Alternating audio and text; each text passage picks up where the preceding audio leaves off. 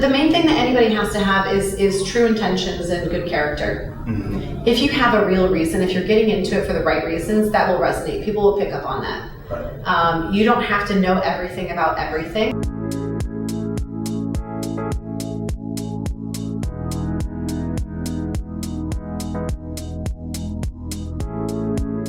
How you doing, Ashley? Thank you so much for stopping by today. Yeah, thanks for having me. Awesome. So you are currently city councilman for Cedar Rapids, Iowa. Right. So please tell me a little bit about like your experience and struggles running for office at a young age. Yeah. So one of the things that's interesting about working at the local municipal level is that it's nonpartisan. Yeah. So generally, all of us have partisan politics. So when you rise up to something like state or federal politics, there's usually some kind of lane that we all fit into. So kind of the biggest experience that I had was my work with philanthropic organizations, but also in democratic politics. And so it was difficult, one, to break away and be nonpartisan.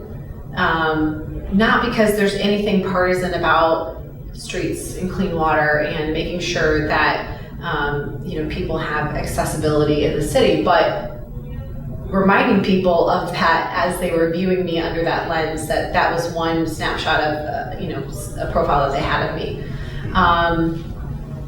But I think it's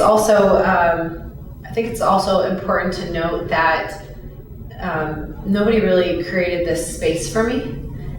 When I got elected, I actually took the average age of my city council down by 10 years, a full decade. My predecessor was 76. He was seeking his fourth term. He was a well-beloved Democrat, but he had kind of outlived his effectiveness. And yet nobody within our own party wanted to do anything about it. They thought, well, we're just gonna maintain the status quo. And I saw that we could do better. I hoped somebody would also recognize this, but when I was kind of viewing this, viewing this situation, this problem, and trying to figure out a solution, nobody wanted to address this because they just wanted to take on effectively other partisan politics or people that they presumed were more conservative in their policies than making sure that we're also good in each and every position.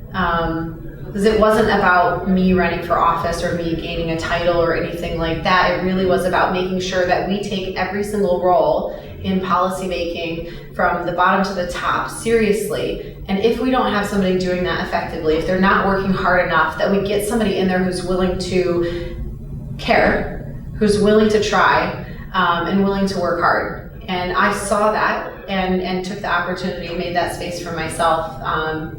But it wasn't easy. Thank you so much for stepping up to the plate. We need more voices that are going to bring up issues in the community and also be in that fresh perspective, bring that fresh perspective to the table.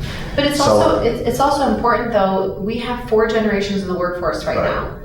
Millennials, Gen X, baby boomers, traditionalists. So we should have that representation, learning from people in various stages of life. If it's represented in the workforce, it should be represented in our policy making. And now we do. We did not have that before. We had baby boomers and traditionalists, end of story. So now we actually have all 4 generations represented. I think we're cooking with fire now. I think we're really running smoothly, but it's because of that. Right. And what policies are you working on right now that affect change, affect the next generation?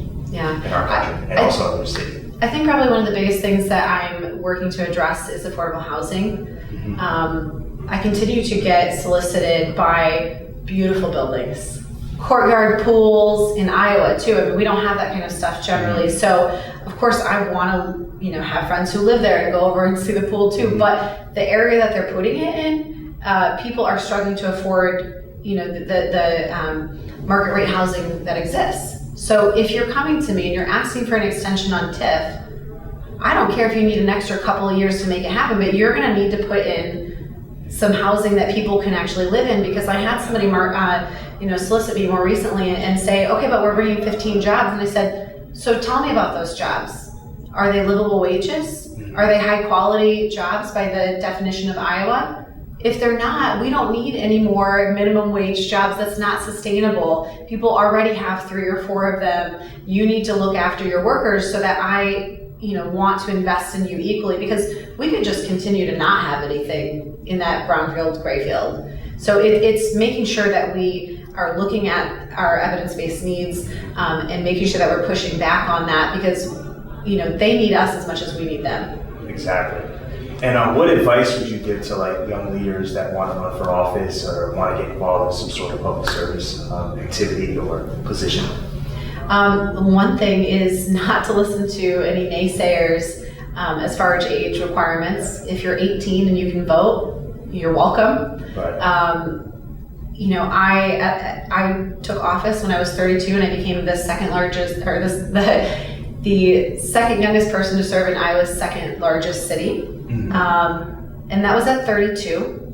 There's 14 years of youth that has not been represented in there, which is problematic. So, which is what I struggle to be considered young, because I'm not young. I have literally been in the workforce for 20 years, 20 straight years. I have been in my house, breaking that definition of millennials living in their parents' basements. I have owned my house for 8 years. I have lived in that house for 25 years. I'm not transient. I'm not working. I'm working multiple jobs. For lack of a better phrase, I'm doing the damn thing. I have 3 degrees. I am working at this. You are good enough to do this. And so we just have to believe in ourselves and realize that it's not rocket science. I had a kitchen cabinet. I had some girlfriends and I sit down and Google everything. It's all out there and it's free. Mm-hmm. You just have to put in the work. You also have to build your resources up, right? Like in terms of running for office, you got to have that. Yeah, I mean, the main thing that anybody has to have is true intentions and good character. Mm-hmm. If you have a real reason, if you're getting into it for the right reasons, that will resonate. People will pick up on that. Right. You don't have to know everything about everything. A lot of people, I remember this really great interaction. I was at the library, and now I work with this individual quite frequently in some local partisan politics. And they said to me, Ashley, I love everything about you. I just wish you had chosen a race you could win. Without a beat, this bravado came out that sometimes emerges surprisingly. And I just said, I did. And I remember looking back at that conversation now, and it's like, because I knew in my heart that I was going to leave it all out on the field. And if that still wasn't enough, then I could at least be accepting of those results.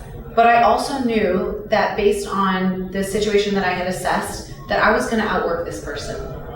And I really felt that at the end of the day, hard work still pays off.